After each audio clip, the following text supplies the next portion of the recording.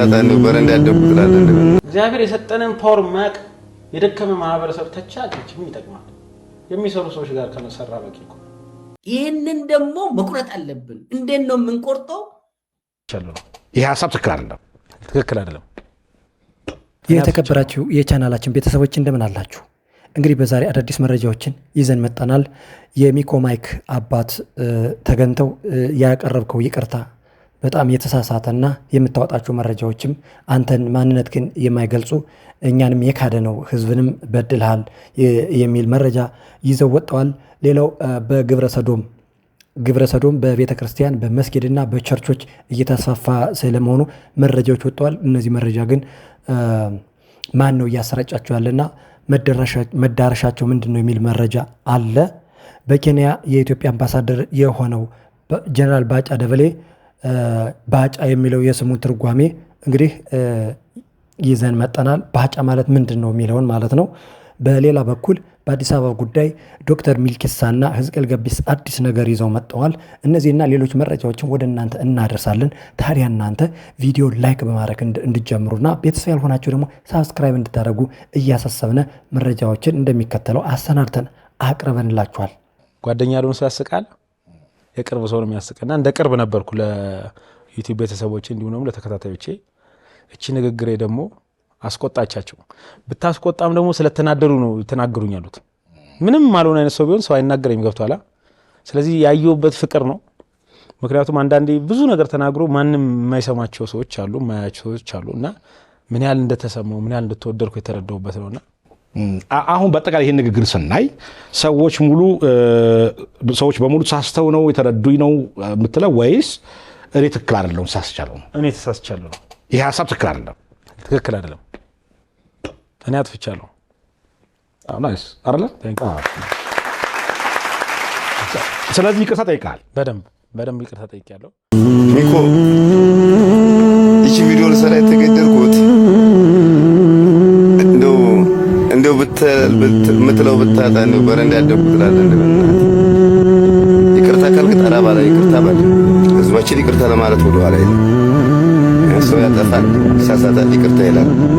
ግን ቢያንስ ያደገበት ማህበረሰብ ያሳደገውን አባት አሁን ያደገውን ወንድምነት ክዱ ስለለኝ በረንዳ ያደጉ ሲባል በጣም ተሰማኝ። በተለይ አማርኛ ይቅርታ ማለት ጥሩ ነው። ህብረተሰብ ተሳድበህ እኔ አሁን ቪዲዮ ሰራ የተገደልኩት ስለተሰማኝ ነው እንጂ መናገር አልፈልግም። አንተም በተፈለከው ይመችህ። እኔ ግን የተደዋወል ነበረ እየተነጋገር ነበረ። እንደዚህ ግን ከደር እኛን እንደ ማህበረሰብ እንደ ባህላችን ክዶ ቢያንስ አድርጋለሁ አብረን በልተናል ጠጥተናል አድርገሃል። እዚህ ደረጃ ራሱ ጫፉን ያስያዘህ ማን ሆኖ ነው? በረንዳ ወድቄ በረንዳ አድጌያለሁ። የበረንዳ ኑሮ ፍቅር አለ የምትል። ስለዚህ ለማንኛውም ለማስታወሻ በራስ እጅና ካሜራ ያነሳቸው ወንድሞቼን እንደምታያቸው እነዚህንም ካልክ ለማንኛውም ቃል ቢስትህ አሁንም ቃል ቢስትህ በደንብ ይቅር ይላል ህዝባችንም። እኔም እንደዛው ይቅር ከፈለግ ይቅር በለኝ አባቴ በለኝ።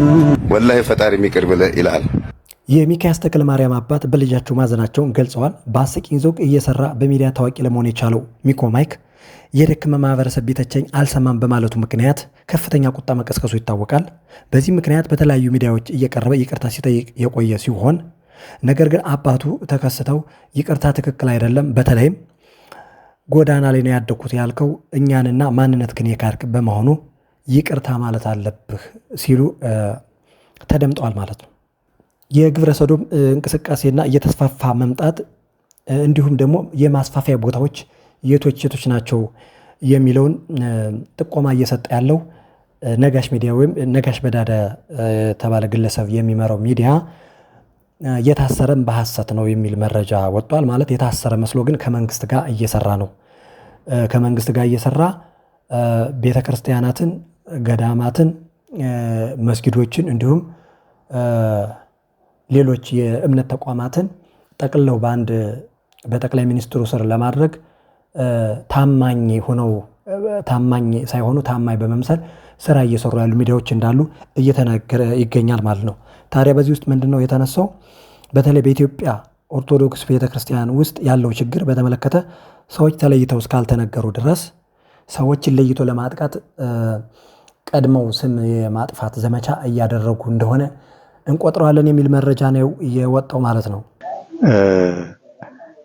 ነጋሽ ሚዲያ በሚባል የአንድ ቅጥረኛ የጠላት ያገዛዙ ቅጥረኛ የዩቲዩብ ሚዲያ ላይ በዚህኛው ቪዲዮ ሰሞኑን ከ5 ቀን ከ6 ቀን በፊት በዚህ ቴምብኔል የተለቀቀ ቪዲዮ አለ።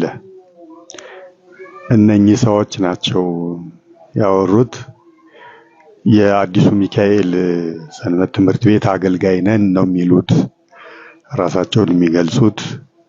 አንደኛው ከራጉኤል ቤተክርስቲያን የመጣው ነኝ ብሏል። በእነሱ በኩል አንድ የናኘው ወሬ አለ።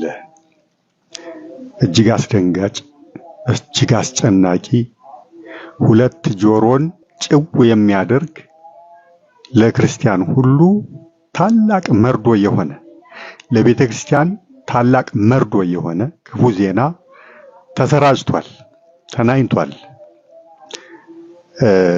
ጉዳዩ ምንድነው? በአዲሱ ሚካኤል ቤተክርስቲያን ግብረ ሰዶም እየተስፋፋ መሆኑን፣ ግብረ ሰዶማውያን አገልጋዮች መኖራቸው፣ መቅደስ ውስጥ ሳይቀር እንዲህ አይነቱን አጸያፊ ተግባር እንደሚፈጽሙ ግብረ ሰዶምን እግዚአብሔር ያሳያችሁ እንደሚፈጽሙ የት ቤተ መቅደስ ውስጥ። ስለዚህ እነዚህ የምታዩቸው የሰንበት ትምህርት ቤት ኃላፊዎች ነን ያሉ ይህንን ነገር እያወሩ ያሉት ታስረን ምናምን፣ እሱ ውሸት ነው። አትቀበሉ፣ አትመኑ። እንዲታመኑለት ነው አገዛዙ እንደሚያደርገው። አንድ ቅጥረኛው እንዲታመን ሲፈልግ አስቀድሞ 3 ቀን 4 ቀን ያስረውና ተፈታ ይባልና ይወጣል። ከዛ ህዝቡ በቃ ያምነዋል፣ ይቀበለዋል፣ የሚለውን ይሰማዋል። የታሰረ ነው ምናምን ደካማ ሳይኮሎጂ ስለሆነ ያለን እኛ የታሰረ ሁሉ ሐቀኛ ስለሚመስለን እንዲህ አይነት ተንኮል አገዛዙ እንደሚጠቀም ስለማናቅ እንቀበለዋለን፣ እናምነዋለን እንጂ ውሸት ነው። መታሰራቸው ለተንኮል የተደረገ ህዝብ እንዲያምናቸው የተደረገ ነው። ከዛ ተለቀው ይሄው እንዲህ ያወሩ ይሄንን እንግዲህ ህዝብ እንዲሰማ እንዲቀበል ለማድረግ ነው እንጂ ቅጥረኛ ሳይሆኑ ነው የምላችሁ። ላገዛዙ ቆይቷል ከጠረነፉ ቤተክርስቲያን አጠቃላይ የቤተክርስቲያን አስተዳደር ከጠረነፋት እና የራሱ ቅጥረኛ ብቻ ካልሆነ በስተቀር ሌላ ሰው እንዳይቀመጥ ካደረገ ቆይቷል ነው የምላችሁ። ስለዚህ አሁን እነዚህም ቅጥረኞች ናቸው በሉ የተባሉትን አጥንተው አስጠንቶ የላካቸውን ያወሩት ወጥተው እና በየቤተክርስቲያኑ ግብረ ሰዶማዊ ካህናት ተስፋፍተዋል ነው የሚሉት።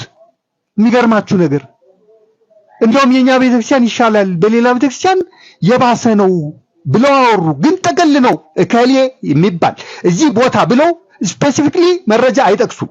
በኬንያ የኢትዮጵያ አምባሳደር ተደርጎ የተሾመው ጀነራል ባጫ ደበሌ የስሙ ትርጓሜ እና የምርኮ ታሪኩ ተገኝቷል። እንግዲህ ባጫ ማለት አቀጠነ ወይም በጠበጠ ማለት እንደሆነ አቶ አባዱላ ገመዳ ራሳቸው ገልጸውታል። ቪዲዮ የቆየ ቢሆንም እንግዲህ አሁን ሊወጣ ችሏል ማለት ነው። ባይታዋይ ፈለቆ 82 ዓመተ ምህረት 508 ግብረ ኃይል ወንድሞችህ ጋር ተማርከህ ወደ ሳህል ተራራ ወደ አራረብ ፈለቆ ስትመጣ ትክክሎን የርካደው ዝከረካደው እስኪ ላስታውሰህ ተረኛ ሁነህ የምግብና ተረኛ ወተት በጥብጥ ስትባል በአንድ ሸንኪሎ ውሃ አንድ ጀሪካ ገልብጠህ ወተቱን ወደ ውሃ የቀየርከው የበጨበጭከው አንተ አይደለህም? ጓደኞቹ አይደሉም እንዴ? አይ ባጫ በጨበጭከው እንዴት ይሄን ትረሳለህ? ወተት ይበጠብጥልን ነበርና እኔ ዛሬ ወተት በጥብጬ ላጠጣችሁ ብሎ ይሄ ለእርዳታ የሚመጣው ተከዛች ትንሽ ትንሽ እየወሰድን የምንጠጣው በጣም ከመጠን በላይ ውሃ ጨምሮበት በጠበጠና አንዳንድ ብርጭቆ መጠጣት ሲገባ ሶስት አጠጣ። ስለዚህ አንዱ አንበጫበጭ ከዋለ እዛ ባጫ ነፈርቲ ኢትዮጵያ ኣብዚ መጽሉ እዋን ሸበድበድ እንዳበርካ ዝተሓባኣሉን ተዓቀብካሉን ሽንጥሮታት ሳህል ከመይ ጌርካ ትርስዖም ትማል ካሊ ሎሚ ካሊ ሆንካ ናይ ሓሶት ዘረባ ብናይ ሓሶት ዘረባ ንመንሰይ ኢትዮጵያ ጎሳጉስካ እጅሃ ነዳግማይ ንሳልሳይ ግናት ክትዕድም ዓገብ ነው እንብለካ ዓገብ ኢና ንብለካ አለው አመሬቱ አለው አወሰናሰን ደንበሩ እንክችም አያደርግም አውቃት አለ ግንባር ቡሬ አቲና አያፍረናን ተጨፍጭፍና ተሪፍና ዝበልካላ እሳያ ህጁን ትስበየካ አለና በሁሉ ክንፍታት መጻ ከመአመልካ ተረክባ። በሌላ መረጃ ዶክተር ሚልኬሳ አብይ አህመድ አዲስ አበባ የኛ ነው በማለት ኦላን ከሰሜን ኃይሎች ጋር በመነጠል የኦሮሞ ህዝብ ኦላን ጠልቶ ከኛ ጎን እንዲሆን ብለው በማሰብ ከፍተኛ የሆነ ስራ እየሰሩ ነው የሚል መረጃ ወጣ። ዋናው ነገር የኦሮሞ ነጻነት ሰራዊት አሁን ጽምዶ ውስጥ ገብቷል፣ ጥምረቱ ውስጥ ገብቷል። ይሄ አደገኛ ነው የሚሆነው። የሰሜኑ ጽምዶ ደግሞ ኦሮሚያ ውስጥ ከኦኤልኤ ጋር ካልሰራ አይችልም ብሎ ደመደሙ። አይችልንም። ለዚህ ነው አሁን ሞቶ ተማሙቶ ከሸኔ ጋር ጥምረት ለመፍጠር ወያኔና እነሱ የሚሉት ነፍጠኛ ነው የሚሉት ፋኖ ስብሰባቸው ላይ ወያኔና ፋኖ ሞቶ ተማሙቶ ከኦላ ጋር እንጣመር የሚሉት ኦሮሚያ ውስጥ ምንም መንቀሳቀስ አይችሉም። ይህንን ደግሞ መቁረጥ አለብን። እንዴት ነው የምንቆርጠው? ኦላ ከኦሮሞ ህዝብ ጋር መቆረጥ አለበት። የኦሮሞ ነጻነት ሰራዊት ከኦሮሚያ አካባቢ ከኦሮሞ ህዝብ መቁረጥ አለብን። ይሄ ደግሞ የምናደርገው ኦሮሞ ህዝብ ከኛ ተስፋ እንዲያገኝ ማድረግ አለብን ነው የተባለው።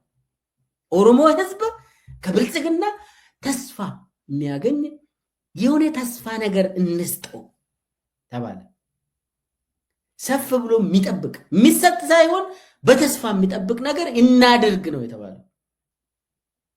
አንሰጠውም፣ በተስፋ እንዲደግፈን በተስፋ ብልጽግናን እንዲደግፍና የኦሮሞ ነጻነት ሰራዊትን እንዲጠላ ማድረግ አለብን።